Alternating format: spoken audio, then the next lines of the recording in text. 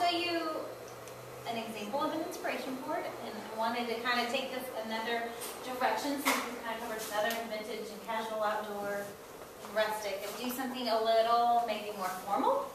And so I didn't want to necessarily call this board anything. I wanted you guys to think about, you know, if you were the bride and this is the board that you collected, what kind of bride would you be and what kind of decisions would you make based on your board? Because your board is really your guide and your tool. So even if you make it on Pinterest or you just have a collection of things that you tore out of a magazine, your inspiration board is what you should be going back to as you make decisions in the planning process. So if you do have a planner or if you're doing it on your own, you both should be looking at what your overall goal is to make the day how you want it to feel, how you want it to look. And that should guide you in the rentals that you make, even the type of catering. You don't want to serve barbecue at this kind of event. As well as even the band, like do you want a live band, do you want a DJ? Well, think about what kind of atmosphere you're trying to create. Does that kind of make sense, like why you would use an inspiration board? Okay. So I very strongly believe in inspiration boards. I think you have to have one to keep going back to what it is you're trying to achieve if you want your look to come together. It's really easy mid-progress to forget. Yeah, it definitely is. Yes, it's very easy to get sidetracked, you know, and you see, oh, I like that. Well, I'll just do that. So I have a question. Yeah, sure. What would you say are the important elements that you need to add to your board? Like what must you have on your image board? I think it can be anything, but I definitely would focus on colors, textures that you like,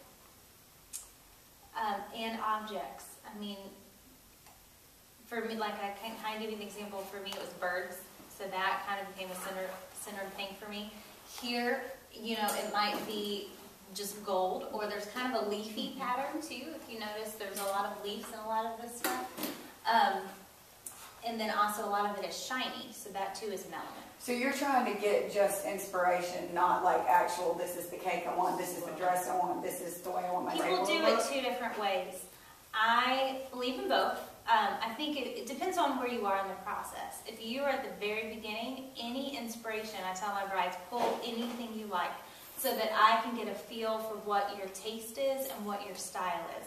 Interiors, like you might not think, oh, that doesn't have any, like what couch I like doesn't have anything to do with weddings, but it really, really does. It gives me an idea if you're a more classic person, a more modern person, more vintage, whatever. So if it's in the beginning, I would pull everything.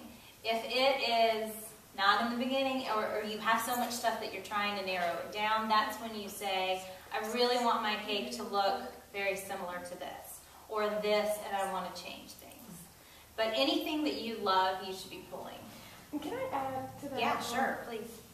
What's important, I think, about that first step where you said pull everything that you love and then you can make it practical later, is that I found a lot of brides who read so many blogs and read so many magazines that they lose themselves. Mm-hmm. So Yes. determining which couch you would put in your house or what you would buy, would you go to Old Navy, Banana, Macy's, Norton, where would you shop? That's who you really are. And Yes. then there's everybody's doing this in Right. the blog world, you know? So Right, and not just pulling a wedding just because you like it, but because there are certain elements of that wedding that you would like to see in your day, if that makes sense. Don't pull it just because, oh, that's pretty, but I would never do anything like that. Right. Another thought to that is, I was one of these, I have to do everything different. So if I saw it on a blog, I wasn't going to do it. Of course, you end up getting to where you're obviously going to see some of the decisions you make.